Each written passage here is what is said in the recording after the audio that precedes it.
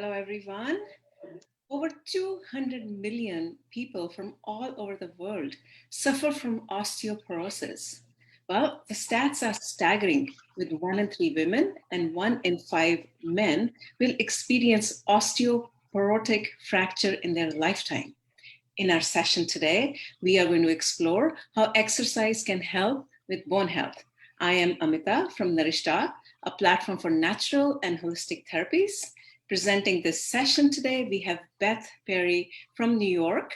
Beth is physical therapy assistant, LMP, and a wellness coach for over 15 years. Beyond her qualifications, she is also certified in Parkinson's cycle, mat Pilates, personal trainer, and a fitness instructor for kids and teens. She's also trained in yoga, mindfulness, and rehabilitation. Welcome, Beth. Hi, thank you so much for having me. Great. Yes. So today I'm going to talk a little bit about exercise and osteoporosis. And thank you so much for having me today to talk about this. This is a real passion of mine. I think the important part to start with is to talk just what is osteoporosis. So a lot of times people are not aware that they have the osteoporosis diagnosis because it's called the silent disease. Typically, people that have osteoporosis find out they have it when they have a fracture. So that is a real telltale sign that you do have osteoporosis. So the most common fracture sites are going to be the hip, the spine, and the wrist. And there's a lot of risk factors. A lot of people that are in my class, they want to know like what causes osteoporosis. So some of the risk factors in osteoporosis is just having inactivity, not being someone that does a lot of activity or muscle strengthening or exercising, smoking. If you haven't already quit smoking, there's more than one reason to quit smoking, but osteoporosis is a biggie. High cortisone or a history of steroid use. So if you're one of those that get those shots in your knees to make them feel better, a lot of that cortisone can really wear and tear on your bone density. Heavy alcohol consumption, hypothyroidism, high levels of mental stress, because the more stressed we are, the more cortisol builds on our system, and that goes right back to the cortisone therapy and the high cortisone levels in your body. And people that have had a premature hysterectomy of before the age of 40. So these are some factors and some risk factors that do play a role in osteoporosis. And I found this statistic to be really crazy. So your peak bone mass density happens at age 30. So I don't know about you, Amita, but who's thinking about their bone health when you're 30 years old, going out of your 20s into your 30s? So, so the earlier you can start exercising, the better. Prevention is always better than the aftermath, but the good news is osteoporosis can be treated many, many ways. That's great. Yeah, you're right. At the age of 30, you just want to get parties and do that. Yeah, you either are the person that has the kids and the family at that age, or you're focusing on your career, or you're going out and having a good time with your friends. You're not thinking about the benefits of exercise in your bone health. Absolutely. So the benefits of exercise and bone health, there's so many benefits to exercise. Today specifically, we're going to be talking about bone health. So the side effects of exercise, besides that DOMS, that delayed onset of muscle soreness, they're always desirable. So with exercise, you can actually stimulate the production of bone growth without stimulating the reabsorption, which is really important. We'll talk a little bit about balance, because our body builds bone as well as cleans it out. So you really want to find that happy balance between the two. There's actually this molecule, it's called the PGCI alpha, or 1 alpha. They are generated through exercise, and they are a really powerful anti-inflammatory agent. They reduce cancer, type 2 diabetes, autoimmune illness, and Alzheimer's disease. The side effects of exercise, again, they're almost always desirable. They improve your posture. They improve your activities of daily living. They conserve muscle tissue. Like we said before, it helps build bones without that setting of that reabsorption. It conserves bone tissue. It improves your reaction time, which is really important when we talk about fractures. Because when you start to stumble and start to fall, a lot of people either go with it or they have that quick reaction time where they're able to self-right and keep themselves upright. Because again, with osteoporosis, it's always about the fall risk. It's your fall risk and not fracturing those bones. And it improves your balance. So fracture risk, like we were talking about before, there's a couple different things that really help you to prevent your fracture risk. So sarcopenia, which is basically low muscle density. So people that just don't work out, they have that muscle weakening, or if you see some elderly, they have that muscle atrophy where their muscles aren't really defined.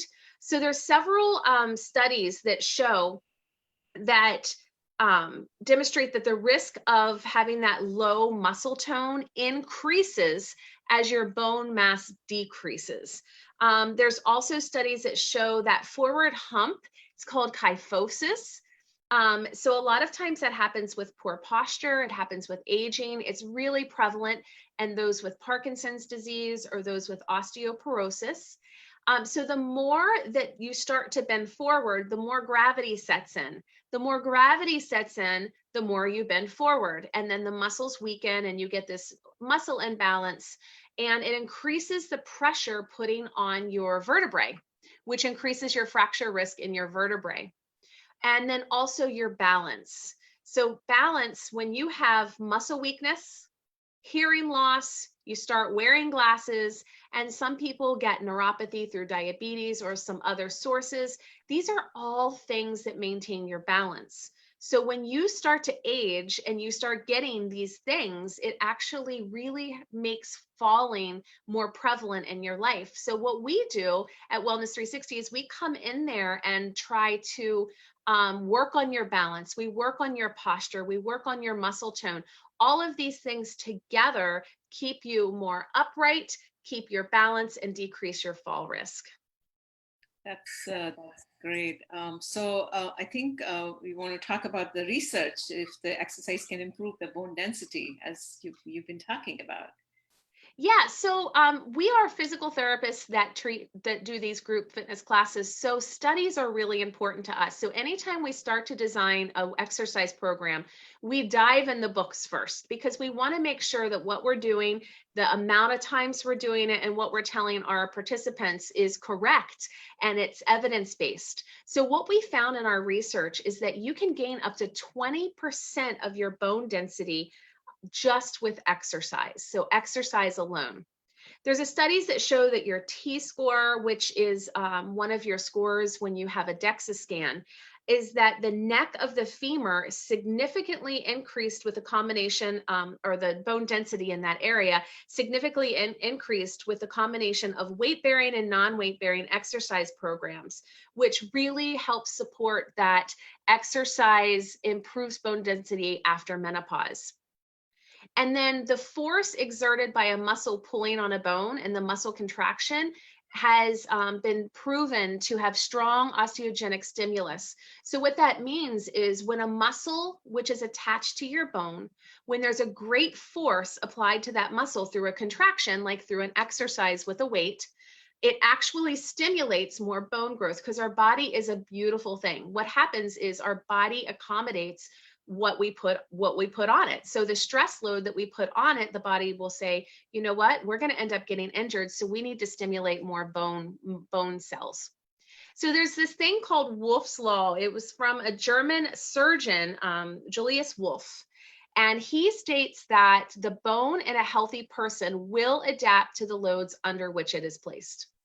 So the bone will develop dependent on the stress and strain it undergoes. So the heavier weights you use and the more gravity assisted or against gravity exercises will actually stimulate that bone growth in those areas. Now, the studies do show that it doesn't help overall bone density. So it's really important, especially in our class, we work specifically with spine, wrist, and hips because that's the most commonly fractured areas. So we want to make sure we're getting the right amount of force on those areas to stimulate that, that bone growth. The studies are fascinating, actually, the way you described. Yeah, I think they are. They really are. Unfortunately, we get so many people that that they're like, well, I walk all the time, or I swim, or I bike. Now, walking is great for bone health, and I have seen a few studies that show that walking is great. I don't ever want to say walking is not good. It's just not proven to have as much bone density growth as some of the other exercises. So if you had to choose between one of these three, I would go with the walking. But what you need to do is increase the intensity, maybe walk a little faster. Make sure you're changing the terrain that you're walking on. And this goes back even to physical therapy. If you walk on the same terrain, sometimes your body can get injuries from doing that repeatedly over and over. Increase the timing that you're walking. So we're increasing time, we're increasing the duration, and incorporate some hills. Now, I don't know about California, but I know in New York, there's not a whole lot of hills where we're from. So, so you really got to find the right places. But swimming is not a weight-bearing activity. So studies show that it's great for your cardiovascular health. So if swimming is something you're passionate about, we never want you to go against what you're passionate about, because the more passion you have, the more you're going to do it. But you're going to want to make sure you're adding some weight bearing into that. And also my favorite is biking. Unfortunately, again, biking is not a weight bearing activity. Great for cardiovascular, which is really good for your heart and for your lungs, but just not great for stimulating bone growth. Okay. So let's go to the topic of how long one should exercise to maintain a bone health. So there isn't a whole lot of exercise information in the studies. So what we did find in the majority of the studies that we read is that 3 times a week is the most desirable, and trying to get 45 minutes to an hour of exercise. Now, I have seen a couple studies that say you can break that up, do more a week, but still get that 150 minutes of exercise in a day. But we tell our clients and our participants to try to at least get 3 days a week of 45 minutes to an hour. The one thing is, though, this is going to be a lifestyle process. This is not something that you can work out really hard for 8 weeks and get the bone growth and then go about your day-to-day life and not exercise. It takes a consistency of showing up those 3 days a week forever. It's something that you'll have to incorporate into your life. And that's going to help you, because just as we all know, the less that you exercise, and as soon as you walk away, your muscles start to atrophy again, and your balance will continually progressively get worse. So this is just something that will keep you safe, and something that is something you're going to want to incorporate throughout the rest of your life. So 3 types of bone strengthening activities. So weight training, we've already talked about the things that we shouldn't be doing, or that you should be doing. It's just you need to add a little more. So we incorporate weight training, balance exercises, and flexibility, because with all of these together, we're working on posture, you're working on balance, and you're working on building that bone mass density. So we're really helping to prevent that fracture risk, because if your posture is good and your balance is good, we are really taking a huge percent of that fracture risk out of the picture, or out of the equation. So weight training, moderate to high intensity, it's a lot of heavy weights. You can use dumbbells, you can use resistance training, you can use different body weight. You can use, like, yoga is a great thing, like using body weight. So, and again, if you're going to work, obviously you can do some upper body, but really pay close attention to your hips, your wrist, and your core specifically. Seeing those are the most fracture risk places in your body. But balance, you need to be at a level where you're challenging your balance. And this can be really scary to exercise. So it's really important to know what you're doing when you're practicing balance, to make sure you're in a safe place, and make sure that you have someone nearby when you're practicing the balance exercises. And flexibility, 2 to 3 times a week to promote flexibility and mobility. So you would recommend these class? I mean, people even in their 30s or early on, you would recommend to incorporate these weight training, balance exercises early on rather than at a later point in your life. Absolutely. As you know, because you deal with this all the time with all kinds of different ailments, prevention is always better than starting it after the diagnosis. That does not mean give up hope. I have the diagnosis, I can't do anything. There has been one of the owners of a business that I work for. His mom stopped taking her medication because she wasn't getting any better. Now, not that I recommend doing that, so don't take it that way, but she decided to do the all natural approach, and she changed her diet, she changed her lifestyle, and she started exercise. And her numbers significantly came up in her bone mass density. So you can reverse osteoporosis, but it's always better to start as young as you can. If you can start even in your 20s, because as soon as you hit 30, that's the max amount that you're going to have. So you're really working downhill from there. So you can certainly continue to weight train in your 30s and 40s, but I would just say for anyone with any diagnosis, weight training is going to be great for keeping your balance, helping with your posture, and helping you succeed through your daily activities in life. So let's come to recommendations, your recommendations. So there is some really great things that I personally love. This isn't for everybody, but Tai Chi. Tai Chi, not so great for your bone density, but it is wonderful for your balance and your mind, because that movement of that breath and body work can really help ease your mind. And if you remember back with our risk factors, having a high stressed life can cause your bone loss. So just decreasing those cortisol levels in your body. So Tai Chi is really good for just practicing that balance, getting that mind and body connection. Pilates, one of my personal favorites, since I am a Pilates instructor, is great for your core strength, and it's great for your posture. And it also has a lot of the breath work and the mindfulness aspects that decrease your stress levels. There are a lot of risk factors when dealing with osteoporosis. So I wouldn't suggest, if you have a significant DEXA scan score and you have osteoporosis, to go jump in a local Pilates class, unless you can talk to the instructor one-on-one, let them know that you do have this diagnosis and this condition, because it's really important to not do a lot of that forward bending that a lot of the Pilates moves have. Weightlifting, again, is wonderful for producing those forces that we talked about stimulating your bone growth.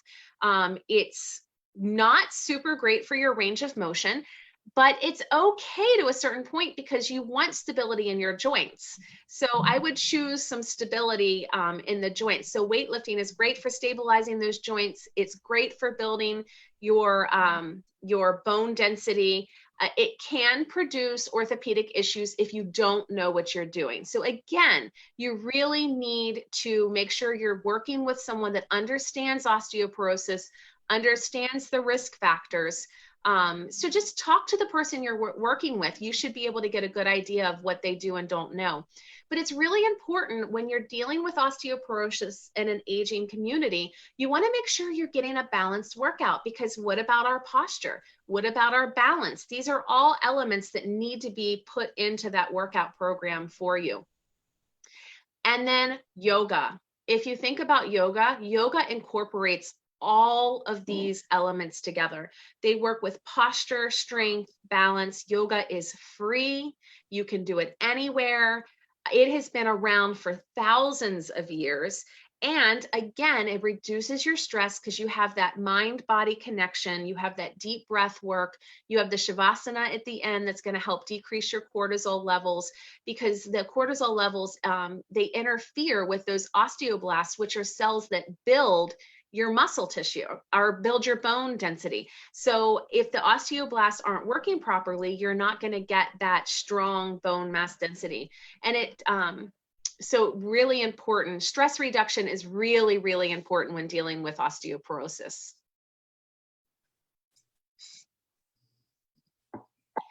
So I thought this was a really important slide to add in here because if you decide to go out on your own or you already exercise and you take your local gym classes, please know you should not have any extreme forward bending and no deep twisting. So these are the two big no-nos when it comes to osteoporosis.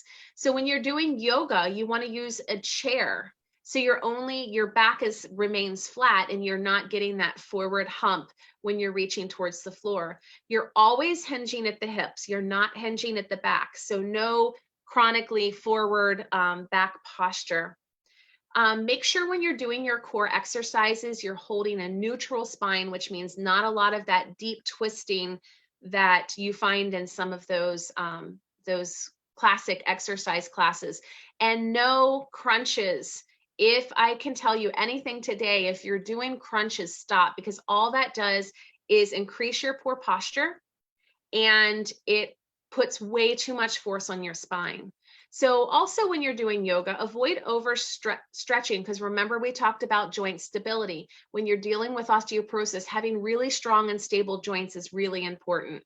So only stretch until you feel the pull and don't push through. And then avoid any kind of really deep hip opener exercises, because you can do some hip openers, but some of those, like the pigeon where you're on the ground, some of those are just a little too advanced. And remember, there's modifications for everything. So if you're working with someone who knows what they're talking about, they're able to give you safe and effective modifications for you. So the crunches, most of the exercise people recommend crunches because of the belly fat. So I think there has to be modification for the crunches, right? What you just said, Yes. the crunches.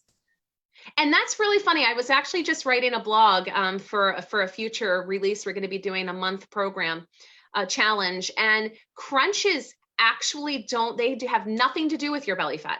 Crunches, belly fat is all diet and cardiovascular. So the more crunches you do, the more it just encourages that forward hump, because you're building those muscles to pull you forward. So if you don't have the balance in your core, you're just going to end up working against yourself, which we're trying to open you up and bring your shoulders up and back, not work you forward. So crunches, really, to be honest with you, I haven't done a crunch since I was in my early 30s and I started to work in physical therapy, because crunches really aren't good for anyone. That's good to know, because a lot of us are under the impression that you do crunches and you get rid of your belly fat. So that's really, really good to know what you just said. Yeah, that is completely false. And I'll have to send you my 30-day challenge so you can learn the appropriate core exercises to do for your belly fat. Absolutely, absolutely. All right, moving on to yoga now. Okay, so I personally love yoga, and that's why I started a YouTube channel that's completely free, only because there's so many of my clients that love yoga, and yoga is so good for you, but it's not always safe. So these are some really great, I chose the top 3 that I love to do. So we have the tree pose, or the Vrksasana. It strengthens your legs, your hips, it improves your core, your balance, and your posture. These are all the elements you want in an exercise program. So if you start to think, oh my gosh, she just told me all these things I need to do, here you go in one pose. So you can get all of them together in one pose. So this is, you can start, I have my foot kind of up my leg a little bit, but I have a lot of my people start by their toes on the ground. So you have that little tiny bit of support with having your toes on the ground beside you. The chair that I have there, I have it in that position because of what I was doing, but you can flip that chair around. You can put a wall behind you and a chair beside you to give you perfect amount of things to grab a hold of. And if you start to stumble, you'll just hit the wall and not the floor. So you can, you just root down in all 4 corners of your foot and start by placing your toes on the ground, and then you can slowly move your leg up into your inner thigh. That's really tough to do. So it takes a lot of years of practice and a lot of flexibility. But what I'm doing here in this pose is perfectly appropriate. The only thing you should not be doing is make sure that heel of mine, you can't tell because of the pants I'm wearing, is right below my knee. You don't want to put a whole lot of pressure on your knee, because you could be setting yourself up for some knee pain and knee problems. So just keep that foot below the knee, or your toes on the ground and work your way up. But this is really a great exercise for all of those elements. The chair pose. So it strengthens your lower extremities, your hip, and your spine. And actually, these are pictures taken out of our osteoporosis online program. So I was just screenshotting the pictures of some of the yoga stuff that we do. So your feet are parallel, your hips width apart, your hips are back, but you see my spine is nice and straight here. So there's no bend in my back, which is where you get into those fracture risk. You lift your toes to root your heels. So what I mean by that is you don't want your knees to go beyond your toes. Your toes should be nice and wiggly. So even if you're doing a squat, make sure the majority of your weight is in your heels and not your toes, because when the weight is in your toes, you're going to end up with a lot of severe, significant knee. It's too much pressure on your knees. So if you feel uncomfortable with this pose, put that chair behind you. And as if you're going to sit in a chair, just don't actually sit in the chair. That way, until you get used to having that rooting your heels into the ground, if you happen to stumble backwards, you're going to be caught by a chair, so you don't have that fall. So always pull in that abdomen, pull that belly button into the spine. But when you do that, make sure you're still breathing. A lot of my people, they pull that belly button in and all they're doing is using their diaphragm to hold their breath. So make sure you're still able to do that really nice and deep breathing, but you're really bracing your stomach as if you have a girdle wrapped around you.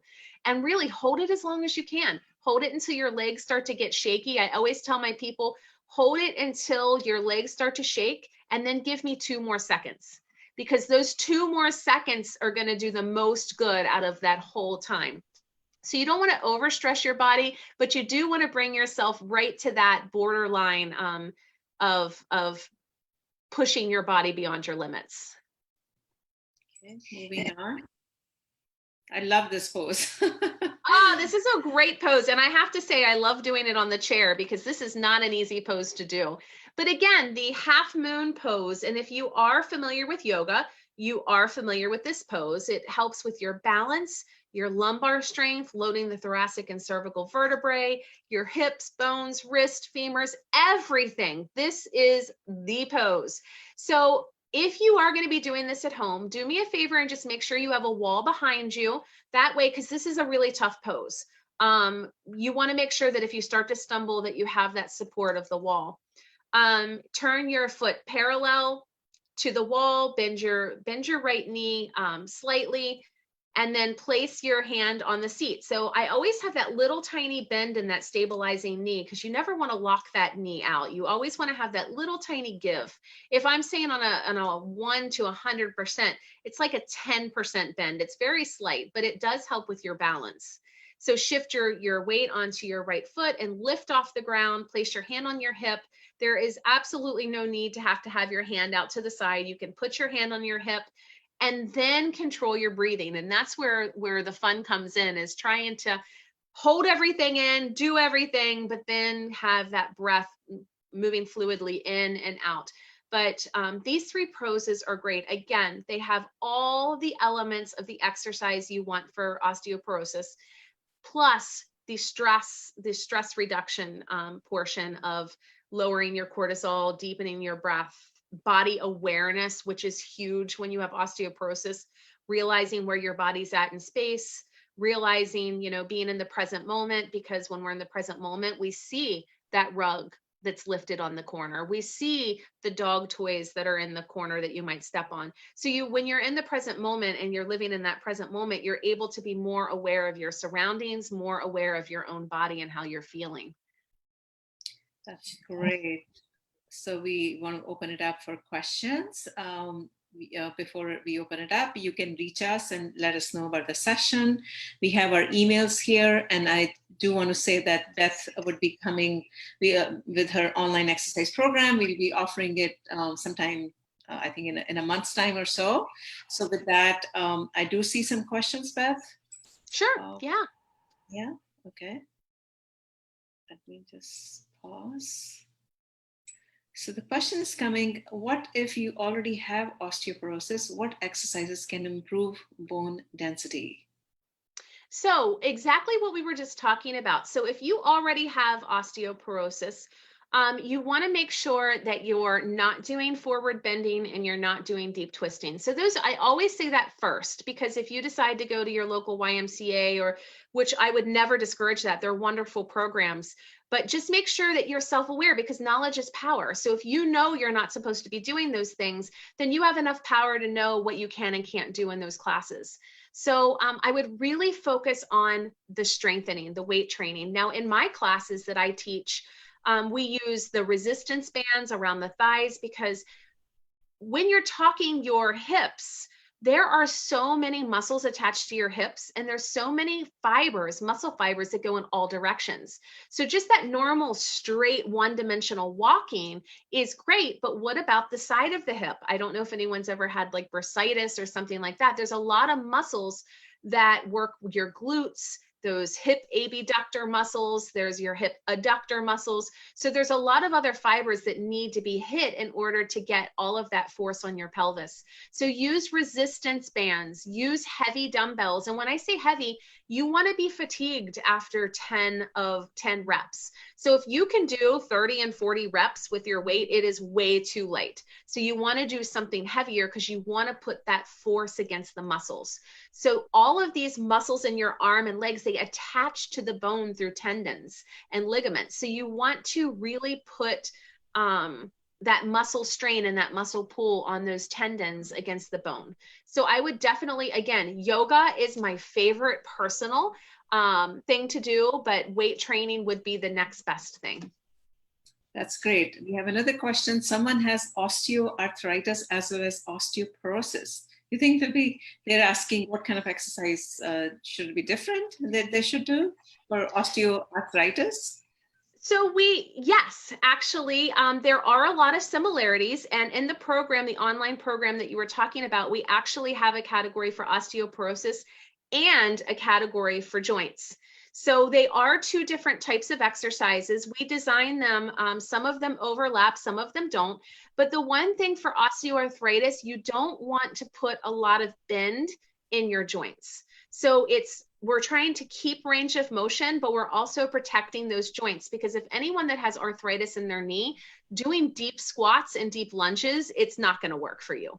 So what we do with osteoarthritis is we support the joints. So we work on the muscles all around the joint to bring more support to that joint area. And then we add in the flexibility component so that you're nice and you're stretched out, but yet you're nice and stable in that joint. Because sometimes a lot of osteoarthritis occurs, you start to really baby that muscle or baby that joint because it hurts. So naturally your body kind of compensates for that. So what we do is to support the joint, we start to bring balance back to that joint. So we do stretching. A lot of times it's elongated quads and shortened hamstrings in the knee, because we sit all day. So when you sit all day, your body's become imbalanced. So what we do is we come in and we keep that leg straight, but we start to really support the muscles all the way around it. So as long as you're not doing any deep bending, you want to, again, weight training, yoga, just really avoid the deep bending. So deep bending is to avoid the most. Yeah, deep bending for osteoarthritis, trust me, your body's going to tell you. And that's another good, just listen to your body. Our bodies talk to us all the time, but we're too busy here and too busy, to hear it. So we have to quiet the mind sometimes so that we can listen to the cues that our body's giving us. So your body's really smart. So my advice, if it hurts, don't do it. It's better safe than sorry. Great. Any other questions from live audience? We are recording this video. We are going to put it on FB Live on YouTube. We would be circulating it, but any other questions live right now before we wrap up? Just want to take a moment if any other questions come. Otherwise, we are ready to wrap up. Okay, so I think thank you so much, Beth, Yeah. for educating the viewers. We will be coming back with the osteoporosis classes that Beth offers. We'll be sending all the details to you in few weeks. Before I wrap up, anything, Beth, you want to close with?